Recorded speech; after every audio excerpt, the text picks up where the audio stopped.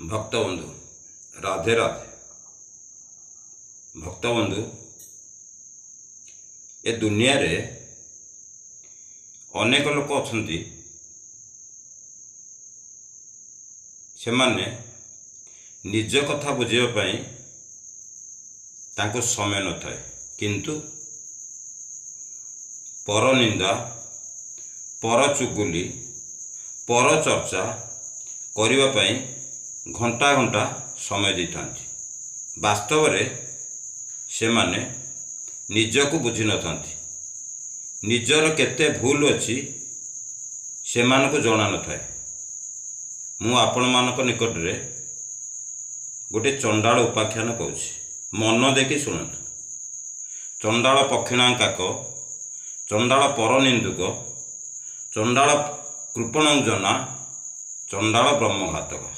अर्थात काक को शास्त्र रे चंडाल कुआ जायछि।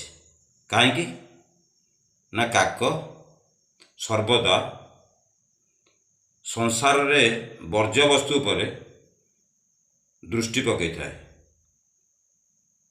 सेहीपरि जे पर निंदुक से सर्वदा परर निंदा करि थाए, पर चर्चा करि थाए। सेथिपे शास्त्र रे ताकू चंडाल कुआ जायछि, चंडाल पर निंदुक। चंडाल कृपणजन अर्थात जे अति कृपण होइताए, टंका को संची थाए, भगवत कार्य रे टंकाटिए भी देई न थाए, ताकू शास्त्र रे चंडाल कुआ जायछि। दियोगु नेबेनी। चंडाल ब्रह्मघातक, जे ब्रह्म को आघात करे। आपण मान तो एमिति कथा कई कहती जे अन्य मन रे आघात लगी थाए, ता ब्रह्म को भी आघात लगी थाए। सेपरि कहतु नहीं।